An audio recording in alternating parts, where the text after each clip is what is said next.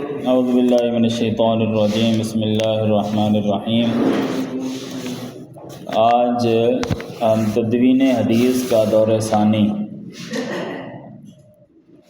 صفحہ نمبر 67 ہے۔ حدیث کی تدوین کا جو دوسرا دور ہے اسے پڑھیں گے۔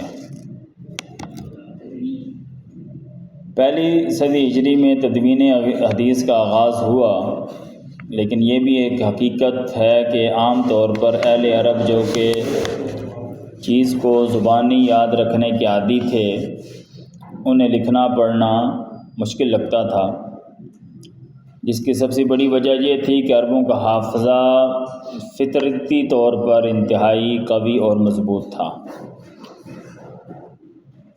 اور وہ جو کچھ لکھتے تھے اس سے مقصود صرف ان کو ازبر کرنا یا یاد دہانی کے طور پر لکھتے تھے۔ تو ابھی صدی ختم نہ ہونے پائی تھی اور صحابہ کرام دنیا سے رخصت ہو رہے تھے۔ سن 99 ہجری میں جب خلیفہ عمر بن عبدالعزیز رحمۃ اللہ علیہ نے دیکھا کہ نبی کریم علیہ الصلوۃ والسلام کے بڑے ہی متبرک اور عظیم صحابہ کرام آہستہ آہستہ دنیا سے رخصت ہو رہے ہیں، تو انہیں اندیشہ ہوا کہ ان حفاظ اہل علم کے اٹھنے سے کہیں علم حدیث ہی نہ اٹھ جائے۔ چنانچہ آپ نے فوراً تمام ممالک علماء کے نام ایک خط اور ایک حکم جاری کیا کہ حدیث نبوی کو تلاش کر کے جمع کر لیا جائے۔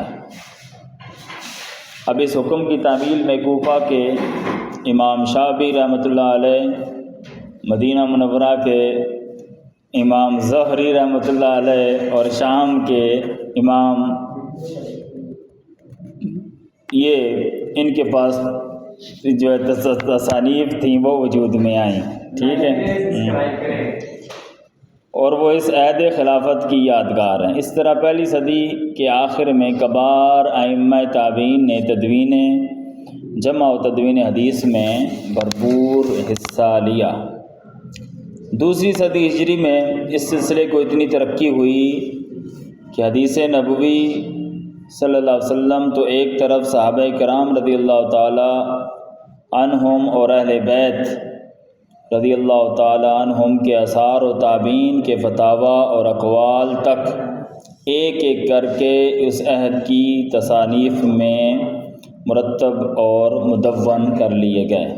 ان تصانیف میں سے سب سے نامور امام ابو حنیفہ، کیا کہا میں نے؟ رحمۃ اللہ علیہ کی الاثار، یہ کتاب کا نام ہے۔ امام مالک کی کتاب کا نام موطا، اور امام سفیان ثوری رحمۃ اللہ علیہ کی جامع، یہ بڑی کتابیں تھیں۔ اس صدی میں فقہ حنفی، فقہ مالکی کی تدوین ان حدیث و آثار کی روشنی میں مکمل ہوئی، جس پر صحابہ کرام رضی اللہ تعالی عنہم اور تابعین کا عمل درآمد چلا آتا تھا۔